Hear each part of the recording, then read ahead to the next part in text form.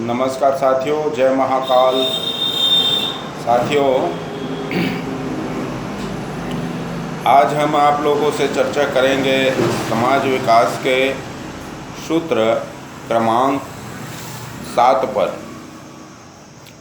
अभी तक हमने क्रमांक 1 से 6 तक चर्चा किया और विभिन्न विषयों को जाना, समझा। आज हम एक महत्वपूर्ण विषय पर चर्चा करेंगे और आज के समाज विकास का सूत्र है आपसी मेल जोल को बढ़ावा देना। साथियों, समाज में, परिवार में हम लोग तभी मिलते हैं और तभी बातचीत करते हैं जब कोई सुख दुख का काम आता है, जब कोई समस्या आ जाती है, जब किसी से कोई काम होता है तब हम फ़ोन लगाते हैं उनको। यह प्रक्रिया अच्छी बात है, ज़रूरत पड़ने पर ही लोग याद करते हैं। किंतु यदि आप समाज के पदाधिकारी हैं, यदि आप किसी ग्राम के पदाधिकारी हैं, सेक्टर के पदाधिकारी हैं, किसी नगर के पदाधिकारी हैं, किसी ब्लॉक के, जिला के या राज्य के पदाधिकारी हैं, तो वह पूरा जो, जैसे आप ग्राम के हैं तो पूरे ग्राम के लोग आपके परिवार के हैं, आप जिला के हैं तो पूरे जिले के लोग आपके परिवार के हैं।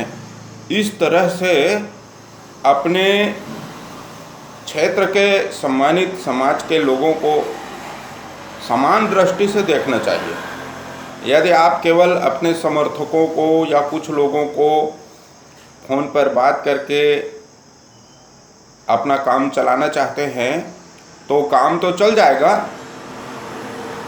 किंतु आम लोगों तक आपकी जो छवि है, आम लोगों तक जो आपके पहुंच की भावना है, वह कारगर नहीं हो पाती है। अधिकांश पदाधिकारी 80% से ज़्यादा, चाहे वो किसी भी जाति, किसी भी समाज, किसी भी धर्म के हों, यही प्रक्रिया करते हैं। किसी किसी को बोल देते हैं, किसी किसी को फ़ोन कर देते हैं, किसी किसी को बुला लेते हैं और उसकी खाना पूर्ति कहना चाहिए, कर लेते हैं। किंतु जनता तक उनकी जो छवि है, आम लोगों तक उनकी जो छवि है, वह कारगर नहीं हो पाती, क्योंकि उनका मेल जोल नहीं होता।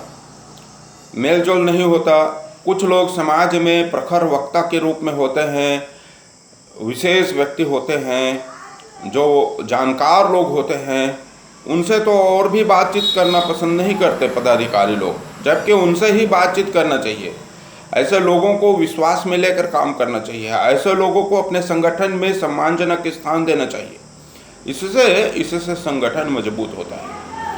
आप सच्चे और अच्छे काम करने वाले लोगों की उपेक्षा करेंगे तो आपको फ़ायदा नहीं होने वाला है। आप समझते हैं कि यदि लोगों को महत्व न दिया जाए, इन लोगों को ना बुलाया जाए बैठकों में, इन लोगों को मंच न दिया जाए, इसके बावजूद भी जो प्रतिभाशाली लोग होते हैं उनका समाज में अपना एक अलग स्थान होता है। वे किसी पद, प्रतिष्ठा, मंच, माला के, माइक के भूखे नहीं होते, क्योंकि उनकी अपनी कार्यशैली होती है और वे समाज में किसी न किसी माध्यम से सक्रिय रहते हैं, लोगों के बीच में रहते हैं, इसलिए उनकी महत्ता बढ़ी हुई होती है। तो ऐसे लोगों को भी अपने आपसी बातचीत के जरिए, अपने मेलजोल के जरिए उन्हें अपना समर्थन, सहयोग, सुझाव लेकर अपना सहयोगी बनाने का एक अभिनव प्रयास करना चाहिए। इसके माध्यम से सामाजिक विकास की गति जो है वह तीव्र रूप से आगे बढ़ती है, अन्यथा समाज में गतिरोध बना रहता है। एक कुशल समाज का नेतृत्व करने वाला व्यक्ति कभी किसी से विरोध नहीं करता। यदि विरोध करता भी है तो उसका उद्देश्य किसी को अपमानित करना नहीं होना चाहिए, उसका उद्देश्य केवल सुधारात्मक होना चाहिए। यदि हम किसी को कोई चीज़ बोलते हैं तो उनका उद्देश्य सुधार करना है, उनका उद्देश्य उनको अपमानित करना नहीं है, उनको समाज से दूर करना नहीं है, उनको परिवार से दूर करना नहीं है। उनके में सुधार हो और वे हमारे अच्छे सहयोगी बने, इस भावना से काम करना है। यदि आपका आपसी मेलजोल बनाने का कला आ जाए, आपको आपसी बातचीत करने की कला आ जाए, तो आप बिगड़े हुए कार्य को भी अच्छे ढंग से संपादित कर सकते हैं, सुचारू रूप से बना सकते हैं। आप चाहे किसी भी समाज में हो, वैचारिक भिन्नता का सामना तो आपको करना ही पड़ेगा, इससे आप बच नहीं सकते, या मैं नहीं बच सकता, या कोई भी व्यक्ति नहीं बच सकता। इसलिए लोकतांत्रिक पद्धति का पालन करना चाहिए। लोकतांत्रिक पद्धति का पालन करेंगे तो आप बहुत ही सुलझे हुए व्यक्तित्व के रूप में, नेतृत्व के रूप में समाज में, परिवार में स्थापित रहेंगे। यदि आप लोगों की उपेक्षा करेंगे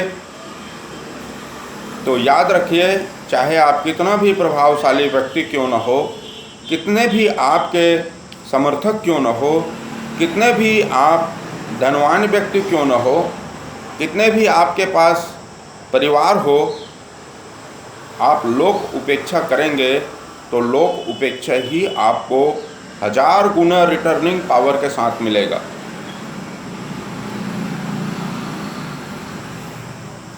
जो बोएंगे वही काटेंगे, बोना और काटना। इसलिए मेलजोल को बढ़ाइए। आप सार्वजनिक व्यक्ति हैं, यदि आप पदाधिकारी हैं तो आप समाज के व्यक्ति हैं।